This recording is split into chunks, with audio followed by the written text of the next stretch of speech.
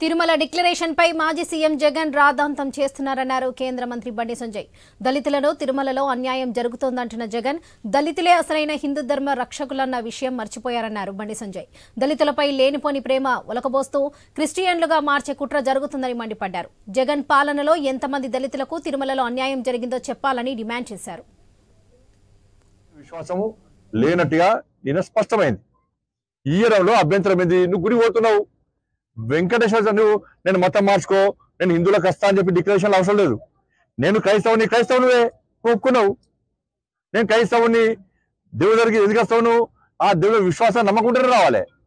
ఇప్పుడు ఇదో నమ్మకం లేకుండానే ఓట్ల కోసం రాజకీయ కోసం పోయినావా నువ్వు? ఇలా ఇదేనా హిందుత్వం అని మాట్లాడి జగన్ గారు. వాళ్ళ మక్కా పోతే కేవలం ముస్లిం తప్ప ఇక్కడ ఇతర మతస్థులకు డిక్లరేషన్ ఇస్తే అవకాశం ఉంది.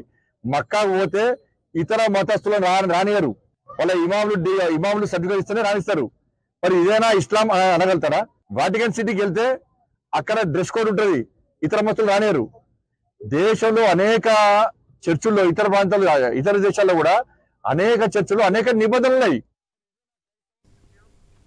గతంలో ఇందిరాగాంధీ పూరికి వెళ్తే పార్సీ మతస్థుడిని పెళ్లి చేసుకున్నారని ఆలయానికి రానివ్వలేదన్నారు బండి సంజయ్. సోనియా గాంధీ క్రిస్టియన్ కాబట్టి నేపాల్ పశుపతినాథ్ ఆలయంలోకి రాలేకపోయారన్నారు. అంత మాత్రాన దాడి జరిగినట్టా అని ప్రశ్నించారు బండి సంజయ్. టీటీడీ ఆచారాలు పాటించాలని సూచిస్తే ఇదేం హిందుత్వమని జగన్ నిలదీయడం సిగ్గుచేటన్నారు బండి సంజయ్. ఏ మతం వాళ్ళు వెళ్లినా అభ్యంతరం లేదని, ఆలయంలో లోపలికి వెళ్లే ముందు డిక్లరేషన్ ఇవ్వడం సాధారణ విషయమేనన్నారు. గతంలో కూడా వెంకటేశుడికి 7 కొండలు ఎందుకు, 2 కొండలు చాలావా అంటూ జగన్ ప్రచారం చేయలేదా అని బండి సంజయ్ ప్రశ్నించారు. తిరుమల తిరుపతి దేవస్థానం పవిత్రమైన దేవస్థానం. అది ఇలా తిరుమల తిరుపతి దేవస్థానానికి ఏ మతం వాళ్ళు పోవద్దని చెప్పి లేదు. దానిలో హిందువులు పోవచ్చు, క్రైస్తవులు పోవచ్చు, ముస్లింలు పోవచ్చు. కానీ పోయే సందర్భంలో వాళ్ళ వేరే మతస్థులైతే డిక్లరేషన్ ఇవ్వాలి. నేను వెంకటేశ్వర స్వామిని గౌరవిస్తున్నా, నాకు ఈ దేవుని మీద విశ్వాసం నమ్మకం ఉంది, దేవుని నమ్మిన దర్శనం పోతున్నా అని చెప్పి డిక్లరేషన్ ఇచ్చిపోవాలి. గతంలో అబ్దుల్ కలాం గారు ఇచ్చారు. ఆయన కంటే పెద్ద అంతకంటే పెద్ద గొప్ప వ్యక్తులు వీళ్ళు. రాష్ట్రపతి అనే వ్యక్తి వచ్చేయాలా డిక్లరేషన్ ఇచ్చిపోతే అంతకంటే గొప్ప వ్యక్తులా? డిక్లరేషన్ ఇవ్వకపోవడానికి కారణం ఏంది?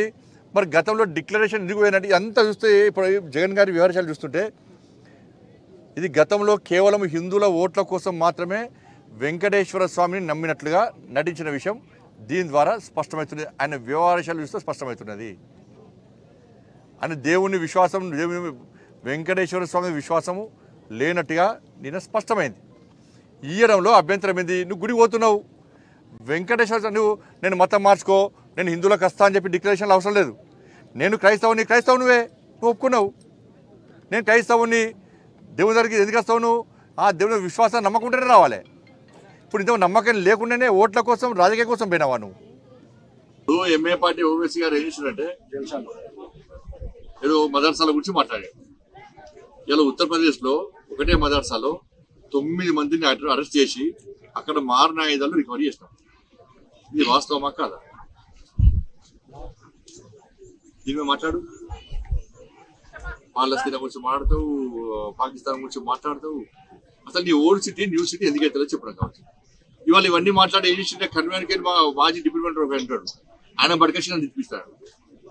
నిన్ను కాదు సాధన అయితే లేదు. ఓవైసీ